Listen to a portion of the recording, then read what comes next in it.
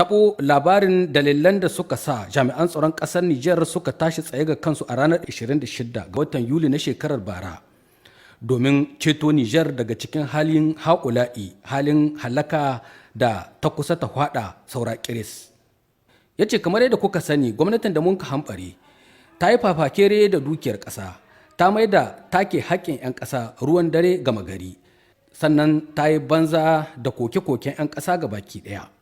A cikin wannan halin ne al'ummar Nijar tana ji tana gani ana kashe 'ya'yanta, ana korar mutane daga garuruwansu, ana hallaka wannan da wancan gabar da yamma kudu da arewa. Har lokacin da Allah maɗaukakin sarki ya kawo wannan sauyi inda jami'an tsaro suka tashi suka hamɓarar da gwamnatin. Wannan hamɓarar da gwamnatin da aka yi ya janyo wa Nijar cece kuce da dama inda ƙasashen duniya suka yi wa Nijar ca. A ƙarƙashin jagorancin sai da yawo har suka yi hasashen cewa za su kawo ma Nijar farmaki na soja wai domin maido da gwamnatin da aka hamɓare ta demokaradiyya don ta ci gaba da satar 'yan Nijar. To dangance da haka ne shugaban ƙasa Brigadier Janar Abdurrahman Chani ya ce bayan mun tsaya tsaf mun yi nazari sai muka bullo da tsare-tsare da dama. Da farko dai a nan cikin gida mun yi tsarin dawo da martabar ƙasarmu, haɗin kan 'yan ƙasarmu, zumunci da kuma kyaukyawar zamantakewa a tsakankanin 'yan Nijar. A cikin wannan tafiya, kamar yadda kuka sani tun daga ranar 26 ga watan Yuli na shekara 2023 kawo yanzu, Majalisar Ceton Ƙasa ta CNSP ba ta yi ƙasa a gwiwa ba, ta tashi tsaye haikan inda take ƙoƙarin gina Nijar sabuwa. Sannan dangance da abin da ya shafi ƙasashen waje, ta yi ƙoƙarin ƙulla yarjejeniya ta girka kyaukyawar hulɗa tsakaninta da ƙasar Mali da kuma Burkina Faso. Yarjejeniyar da ta haifar da kungiyar kawance ta kasashen Sahel da ake kira IOS. Bayan haka muhimmin gurin da Majalisar Ceton Ƙasa ta sara masanda shine ƙoƙarin ƙarfafa matakan tsaro a duk faɗin ƙasar nan da kuma ƙara danƙon zumunci da zaman lafiya a tsakankanin 'yan ƙasa. Sannan ƙoƙarin inganta tsarin mulki a cikin haske da gaskiya da kuma ƙoƙarin buɗe hanyoyi daban-daban na ci gaban ƙasa ta hanyar ƙirƙiro da kamfanoni da masana'antu na sarrafe-sarrafe da kuma bunƙasa al'amuran noma da kiwo. Sannan tana ƙoƙarin ta zaburar da dukkanin wani tsari na ƙaruwar al'umma domin kawo sauyi a cikin al'amuran jagorancin harkokin al'umma a cikin hukumomi na ƙasa baki ɗaya. Ganin irin yadda 'yan ƙasa suka yi cincirindo suka karɓi wannan yunƙuri na Majalisar Ceton Ƙasa a ranar 26 ga watan Yulin da ya gabata. Kawo yanzu Majalisar Ceton Ƙasa na ci gaba da samun ƙwarin gwiwa da kuma goyon baya ga duk lahirin 'yan ƙasar Nijar na gabar da yamma kudu da arewa. Shi yasa shugaban Majalisar Ceton Ƙasa ya ce daga nan na ɗauki alkawali kuma ni ba da oda ga gwamnati domin ta lalabo duk lahirin hanyoyi na gari waɗanda za su iya taimaka ma Majalisar Ceton Ƙasa domin ta cimma wannan kyaukyawan guri na shafe hawayen 'yan Nijar. Dangance da irin matsalolin da sai da yawo ta jefa 'yan Nijar a ciki bayan takunkumi na rashin mutunci da rashin tausayi da ta kakaba ma Nijar biyo bayan juyin mulkin. Shugaban ƙasa ya ce dangance da sha'anin tsaro, mun ɗauki ƙwaƙwaran matakai domin daƙile dukkanin wata matsala ta sha'anin tsaro da ta'addanci da rashin zaman lafiya ko kuma kawo ta da zamana tsaye da waɗansu ɓata gari ke yi a cikin ƙasar nan. Kamar yadda kuka sani jami'an tsaron ƙasarmu a yau sun kasance jarumai jajirtattu ga kuma kayan aiki domin dakile dukkanin wata matsala ta tsaro a duk faɗin ƙasa. A yau da sunana da kuma suna al'ummar Nijar gabaki ɗaya ina mai jinjina musu akan wannan ƙoƙari da suke yi dare da rana. Waɗanda suka rasu daga cikinsu ina roƙon Allah maɗaukakin sarki ya gama rai da gafara, waɗanda suka jikkita kuma Allah ya koro musu da sauƙi. Ina mai tabbatar muku cewa in ji shugaban ƙasa Brigadier Janar Abdurrahman Chani, gwamnati ba za ta yi ƙasa a gwiwa ba, za ta yi ƙoƙarin nemo hanyoyin da duk suka dace domin ƙarfafa matakan tsaro a duk faɗin ƙasar nan ta hanyar sayan kayayyakin yaƙi irin na zamani masu ƙwari waɗanda za su taimaka ma jami'an tsaronmu a cikin wannan kokowa. Haka zalika za mu ci gaba da basu ingantaccen horo wanda zai taimaka musu akan haka. Kamar yadda kuka sani, maganar cikakken 'yanci ga ƙasa ba ta tsaya akan matakan tsaro ba kawai. Dole cilas sai mun nemo hanyoyi daban-daban na bunƙasa tattalin arzikinmu ta hanyar noma da kuma kiwo da sauransu. To dangance da haka ne Brigadier Janar Abdurrahman Chani shugaban ƙasa shugaban Majalisar Ceton Ƙasa ya ce ni ba da oda a duk faɗin ƙasar nan domin a buɗe hanyoyin gyaran gandarurruka waɗanda kenan sannan kuma a gina sabbin gandarurruka domin gudanar da ayyukan noman rani saboda samar da wadataccen abinci ga 'yan ƙasar Nijar baki ɗaya.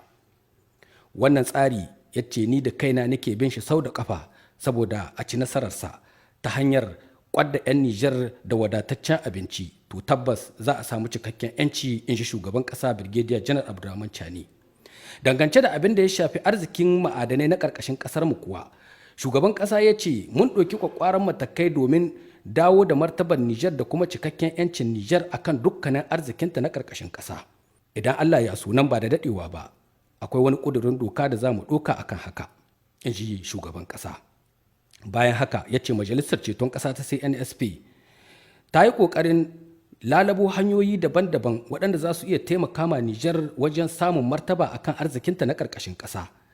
Ya ce duk kamfani mai haƙo da arzikin ƙarƙashin ƙasa ko kuma arzikin ɗanyen mai da dai sauransu wanda duk bai bi ƙa'idodin da Nijar take buƙata ba, ƙa'idodin da za su ba Nijar damar shiga cikin cikakken 'yancinta, to za mu ƙwace lasisin da ke hannunsa, sannan mu ƙulla yarjejeniya da kamfanin da Nijar za ta gani a ƙas, wanda 'yan ƙasar Nijar za su iya samun rabonsu daidai wa daida domin wadata da kuma rayuwa cikin walwala. Dangance da haka ne ya ce idan kuna tuni, rijiyoyi na gino ɗanyen mai da ke yankin karkarar Bilma da kuma Agadem da ma waɗansu lasisi na haƙo da arzikin uranium na Imuraren da na Madawaila ga baki ɗayansu muka karɓe muka dawo da su a ƙarƙashin mallakar gwamnatin Nijar saboda 'yan ƙasa su more da arzikin da Allah ya ba su. To saboda haka, in ji shugaban ƙasa Birgediya Janar Abdurrahman Chani, mun riga mun yanke shawara domin tabbatar da haka a cikin tsare-tsarenmu ga baki ɗaya. Dangance da haka ma, shugaban ƙasa shugaban majalisar ceton ƙasa Birgediya Janar Abdurrahman Chani ya ce nan ba da daɗewa ba za mu gina wata sabuwar matatan mai a yankin karkarar Doso tare da waɗansu manya-manyan kamfanoni na sarrafa arzikin da ke tattare da ɗanyen man fitar ɗin. Haka zalika kuma a yankin jihar da Magaram za mu yi makaranta ta musamman domin koya ma 'ya'yan Nijar irin yadda ake haƙo da arzikin ɗanyen man fitar da kuma irin yadda ake haƙo da gas ɗin da ke tare da shi da sauran arzikin da ke tattare da ɗanyen man fitar ɗin. Saboda idan muka samu wannan ilimi, to ba za a yi mana wayo ba ko wani zagon ƙasa a cikin haƙo da arzikin ƙarƙashin ƙasar tamu, in ji shugaban ƙasa shugaban majalisar ceton ƙasa Birgediya Janar Abdurrahman Chani. Dangance da abin da ya shafi hulɗa da ƙasashen waje, shugaban ƙasa shugaban majalisar ceton ƙasa Birgediya Janar Abdurrahman Chani ya ce kamar yadda kuka sani, Nijar ta dawo da martabar ta yau a ko'ina a fuskar duniya. Ƙasashen da suka gudu saboda an yi juyin mulki yau sai ga su suna ta gugar zana ɗaya bayan ɗaya suna dawowa tare da mu. Biyo bayan haka, kamar yadda kuka sani, ƙasar Mali da ƙasar Burkina Faso tun harkon wannan al'amari suke tare da mu, suka ƙara mana ƙwarin gwiwa, kuma yau tare da mu da su kamar yadda kuka gani a ranar 6 ga watan Yuli da muke ciki a nan babban birnin Yamai, muka yi wani ƙasaitaccen taro tare da su domin girka babbar ƙungiya ta haɗin gwiwar ƙasashen Sahel da ake kira Confederation des États du Sahel a turance. Wannan taro ya ba da dama ga waɗannan ƙasashe su ƙulla yarjejeniya mai ƙarfi a tsakankaninsu ta fannin kasuwanci, bunƙasa tattalin arziki, ƙarfafa matakan tsaro da dai sauran dukkanin al'amuran da zai sa waɗannan ƙasashe su ci gaba a cikin yanayi na wannan duniya ta yau. Dangance da haka, a yau ina mai matuƙar farin ciki da kuma godiya sahihiya zuwa ga shugabannin ƙasashen Mali da Burkina Faso, cewa da Kanal Hasimi Goita da kuma Kapitan Ibrahim Traore, waɗanda suka yarda da mu suka ba mu amana, kuma a yau muke tare da su kahwaɗa da kahwaɗa domin ceton ƙasashenmu. Ina mai tabbatar muku da cewa, in ji shugaban ƙasa shugaban majalisar ceton ƙasa Birgediya Janar Abdurrahman Chani, yau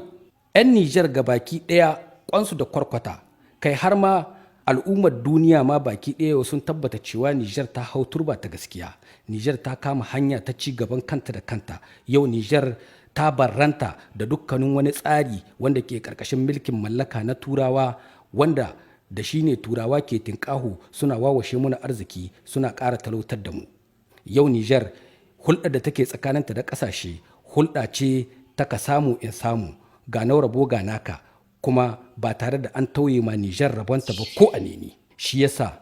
kake ganin waɗanda suka ga cewa ba za su samu wani abu a ciki ba suke ƙoƙarin yi mana zagon ƙasa, suna ƙoƙarin mai da hannu agogo baya. To ta Allah ba ta su ba, in ji shugaban ƙasa Birgediya Janar Abdurrahman Chani. Idan Allah ya so, Nijar ta riga ta ci gaba. Dangance da haka ne su waɗannan ɓata gari suke ta ƙoƙarin yaɗa labarun ƙarya ta kowane fanni a kafofin yaɗa labarai a sashen sada zumunta na yanar gizo. Za ka gane su da labaru iri na kiran ƙarya domin su razana al'ummanmu don su buga hankalin jama'a, su sa goyon bayan da jama'a suke ma majalisar ceton ƙasa ko kuma shugabanni na ƙasashen Sahel ya razana. To wannan ba zai yiwu ba, saboda a yau mun riga mun gane, mun fahimci inda aka sa gaba a cikin siyasar duniya. Kowa ƙoƙarin yake ya wawashe arzikin da ke ƙarƙashin ƙasa na waɗansu ƙasashe, saboda ana ganin ƙasashen ba su waye ba a duniya. To mu yau Nijar kan magiya waye, in ji shugaban ƙasa, shugaban majalisar ceton ƙasa Brigadier Janar Abdurrahman Chani. Shi yasa da majalisar ceton ƙasa da al'ummar Nijar baki ɗaya a tsaye suke haikan dare da rana, suna sa ido akan arzikinsu na ƙarƙashin ƙasa da kuma mutuncinsu da martabarsu da darajarsu. Ba za mu yarda ba ko kaɗan wani ya zo ya ce ya taka mu saboda ya wawashe muna arziki. Dangance da haka, shugaban ƙasa, shugaban majalisar ceton ƙasa Brigadier Janar Abdurrahman Chani ya ce mun ɗauki matakai kamar yadda kuka sani a cikin wannan shekara guda ɗaya da mun kai ta jagoranci, matakai waɗanda suka ba mu damar korar jakadan ƙasar Faransa daga ƙasar Nijar. Haka zalika mun ɗauki matakai waɗanda muka hana kafofin yaɗa labarai na kiran ƙarya na ƙasar Faransa, muka ruhe su baki ɗaya, muka kore su. Bayan haka Niger da ƙasar Burkina Faso suka fita daga cikin ƙungiyar nan ta G5 Sahel, ƙungiyar shiririta da ke zancen sha'anin tsaro amma tana ba da goyon baya ga 'yan ta'adda da sauransu. Bayan haka yarjejeniyar da take tsakanin Niger da kuma ƙasashen Turai tun a shekara ta 2015 wacce ke da maganar baƙin habre, ana tare su a zube su a nan Agades, a yi musu masauki da sauransu. Niger ta soke wannan yarjejeniyar, tabba kowane bakon habari dama ya isa inda ya ga dama. 'Yan Afirka ne, in suna so su je Turai, in suna so su yi yawo duk inda suka dama Afirka, Nijar ba za ta hana su ba, in shi shugaban kasa. Bayan haka ne kuma kamar yadda kuka sani, kasar Mali da Burkina Faso da kuma Nijar suka fita daga kungiyar shiririta ta sai da yawo, saboda mun riga mun gano cewa kungiya ce wacce bata damu da kukan 'yan kasa ba, ballantana ta damu da kukan mutanen Afirka ta yamma ba. Kungiya ce kawai da ke kokarin biyan bukata da kuma shafe hawayen kasashen Turai. Akwai dai sauran yarjejeniyoyi kamar da kun sani tsakaninmu da Benin, tsakaninmu da Faransa, tsakaninmu da kasar Amurka, dukkaninsu waɗanda majalisar ceton ƙasa ta yi watsi da su saboda ba su da wani amfani ko kaɗan. Dangance da haka, shugaban ƙasa, shugaban majalisar ceton ƙasa ya ce kun sani irin yadda majalisar ceton ƙasa take iya ƙoƙari domin ƙwato haƙƙin ƙasa. Dangance da haka ma an ka girka hukumar nan mai suna Kwaldef, wadda ke ƙoƙarin binciko dukkanin waɗanda suka yi fafakere da dukiyar ƙasa a nan cikin gida na Nijar domin ƙwato wannan dukiyar a maido ta a hannun 'yan ƙasa. Bayan haka kuma mun yi ƙoƙari matuƙa domin kawo sauyi a cikin sha'anin gina Nijar sabuwa. Wannan tsari na gina Nijar sabuwa yana buƙatar goyon bayan 'yan Nijar baki ɗaya, maza da mata, yara da manya, na gaba da yamma, kudu da arewa. Cilas mu tashi tsaye, cilas mu haɗa kanmu, cilas kowa ya bada gudunmuwarsa domin mu samu hannu da hannu mu gina sabuwar Nijar a cikin fahimtar juna, a cikin walwala, a cikin wadata da kuma arziki. Na ba da oda na a ci gaba da tuntuɓar juna domin a samu a tattaro ra'ayoyin 'yan ƙasa na nan cikin gida har ma da na ƙasan waje da ake kira diaspora, kafin mu zo mu yi zama na musamman, zama na girka sabon tubali na Nijar sabuwar ƙasa mai cikakken 'yanci, wanda idan Allah maɗaukakin sarki ya yarda nan ba da daɗewa ba za mu yi wannan taro na ƙasa domin kowa da kowa ya zo ya sa hannunsa a dama da shi saboda a gida ƙasan nan tare. Zancen ƙasa ne, labu sannino, Allah maɗaukakin sarki ya yi wa Nijar albarka, in ji shugaban ƙasa, shugaban majalisar ceton ƙasa Brigadier Janar Abdurrahman Chani.